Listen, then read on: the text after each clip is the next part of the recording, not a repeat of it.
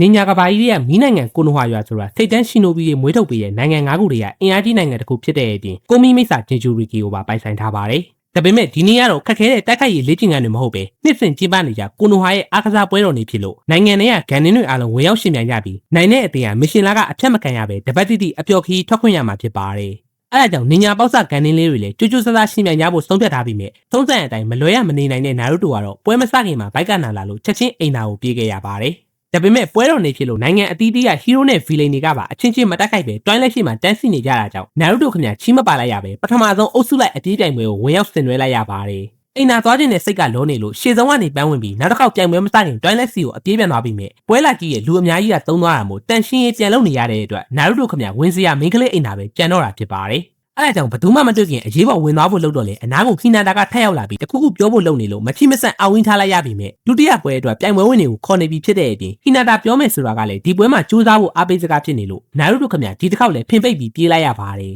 ။ကန်ဆိုးကျင်တော့အစားတောက်ပြိုင်ပွဲကနွားတို့တလီတာဖြစ်နေလို့မတောက်ရင်လည်းဆာကူရာထူရာခံရမယ့်အတူတူစူးစမ်းတောက်ခဲလိုက်ရပြီးပွဲပြီးတော့မှပြိုင်ပွဲဝင်တွေအတွက်တီးတန့်အိမ်နာတွေထားပေးထားတာကိုတတိယသွားခဲ့ပါတယ်။ဘိုက်ထဲမှာမနိုင်မနေနဲ့တလန်းချင်းသွားနေတဲ့အချိန်တကားနာရောက်ခံဒီမှာပြိုင်ပွဲအတွက်လေ့ကျင့်နေတဲ့တင်းတန်းနဲ့သွားတိုးတာကြောင့်ဒီတစ်ခေါက်မှလည်းနာရူတိုခင်ဗျာအီးမပါလိုက်ရပဲတတိယပြိုင်ပွဲကိုစလိုက်ရပါတယ်ခဏခဏလွဲနေတဲ့နာရူတိုကဒီတစ်ခါတော့သူ့အတွက်အိမ်နာဦးဝေးဖို့ရှယ်ရိုကလုံးတွေကိုထုတ်လိုက်တော့လေကိုဘွားတွေကပါအရေးပေါ်အခြေအနေဖြစ်နေကြတဲ့အတွက်ပြင်ပအိမ်နာမှာနာရူတိုတွေအပြည့်ဖြစ်သွားကြပါတယ်အဲ့ဒါကြောင့်နာရူတိုလည်းဒီတစ်ခါတော့တမ်းမစီရတော့ဘူးထင်ပြီးကိုဘွားတွေကိုဖျောက်ပစ်လိုက်ပြီးမြဲကန်ဆိုးသွားပဲအထက်ကကလုံးကပါပျောက်သွားလို့တကားတော့ကြပြီးတခန်းမှဝင်မရတော့ပဲလူကျန်တဲ့တခန်းကလည်းတိုက်တက်ဆက်ဆိုင်ရှီနိုမှဖြစ်နေခဲ့ပါတယ်အဆက်ကြီးရဲ့ရှီနိုကအိမ်နာရေဆွဲချပြီးတော့အနမ်းမပြောက်သေးလို့အထဲကိုဝင်မပေးပဲပြိုင်ပွဲစီကိုပြန်ခေါ်သွားခဲ့ပြီးဒီနေ့အတွက်နောက်ဆုံးအဖြစ်လက်ဆင့်ကအပြေးပြိုင်ပွဲကိုဆက်လက်ကျင်းပကြပါတယ်နောက်ဆုံးပြိုင်ပွဲဖြစ်လို့နာရူတိုလည်းအိမ်နာမြန်မြန်သွားနိုင်အောင်အားကုန်သုံးပြီးရှင်းပြလိုက်တဲ့အတွက်ပြိုင်ပွဲတိုင်းမှာတင်း7ကပထမရခဲ့ပြီးအဲ့ဒါကြောင့်လည်းစုပေးဝဲပြီးတဲ့အထိကွင်းမြင့်ထဲမှာစောင့်နေကြရအောင်မှဖြစ်လို့စက်တီးခန့်နိုင်တဲ့အတိုင်းအတာကျော်သွားတဲ့နာရူတိုကမအောင်နိုင်တော့ပဲလူအများရှိမှလည်းဘောင်းမိတယ်ပန်းကပါကြောက်သွားခဲ့ပါတယ်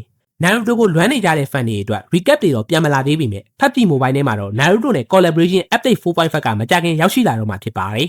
main event အနေနဲ့ map ထဲမှာဟိုကာနဲ့ကြောင်းမျက်နှာကြီးတွေပါတယ် Hidden Leaf Village ကိုနိုဟာရွာ Iran ရဲ့ map ထဲက school နေရာမှာကိုနိုဟာ Ninja Academy စေယုံနေရာမှာ Hidden Leaf Hospital နဲ့နာရူတိုနဲ့နဲကြီးရဲ့ iconic battle ဖြစ်တဲ့ Chunin Exam Area အပြင်နာရူတိုအကြိုက်ဆုံး Ichiraku Ramen ဆိုင်တို့ပါဝင်လာမှာဖြစ်ပါတယ်အဲ့ဒါအပြင် Iran ရဲ့တရားကလည်းဇာဘူဆာနဲ့ဟာဖူတို့ရဲ့အလှပဆုံးနေရာ Great Naruto Bridge နာရူတိုတရားကြီးအဖြစ်အသွင်ပြောင်းနေမှာဖြစ်ပြီးမာဒါရာနဲ့ဟာရှီရာမရုပ်ထုကြီးရှိတဲ့ Final Valley လို epic location တွေလည်းပါဝင်လာပါတယ်နာရူတိုကဘာလေးကအလန်းစားဂျူစုတွေဝယ်ပွန်နေနဲ့လည်းတိုက်ခိုက်လို့ရအောင်မှဖြစ်တယ်လို့ဥချီယာကလန်ရဲ့ Nakano Shrine ရဲ့ Secret Room မှာလည်းဟာကူရိုမိုထားခဲ့တဲ့ကြောက်စာကြီးကိုသွားဖတ်လို့ရအောင်ပါအမိုက်ဆုံးကတော့မြေပုံရဲ့နေရာအနှံ့မှာကိုမီမိတ်စာကြီးခူရာမာကရှောက်သွားနေမှာဖြစ်လို့အနိုင်တက်ခိုက်ပြီး loot break item တွေယူလို့ရမှာဖြစ်တဲ့အပြင်အခုလက်ရှိ PUBG Mobile version မှာပဲ Naruto ရဲ့ဘိုက်ထဲမှာမီနာတိုစီးခဲ့တဲ့နိုင်သေးကိုတွားကြည့်လို့ရနေပြီဖြစ်ပါတယ်ဇူလိုင်လ9ရက်နေ့ update 4.5 မှာကမြန်မာဘာသာစကားပါဂိမ်းထဲမှာပါလာတော့မှာဖြစ်လို့ mission တွေလည်းအလွယ်တကူလုပ်လို့ရတော့မှာဖြစ်ပြီး Naruto collaboration နဲ့အတူ character တွေပါအစုံလင်ပါလာတော့မှာဖြစ်တဲ့အတွက်ဇီးနဲ့အတူ Naruto War ထဲမှာကိုယ့်ရဲ့နင်ညာလမ်းစဉ်အတိုင်းရှင်သန်တိုက်ခိုက်ဖို့ဖိတ်ခေါ်လိုက်ပါတယ်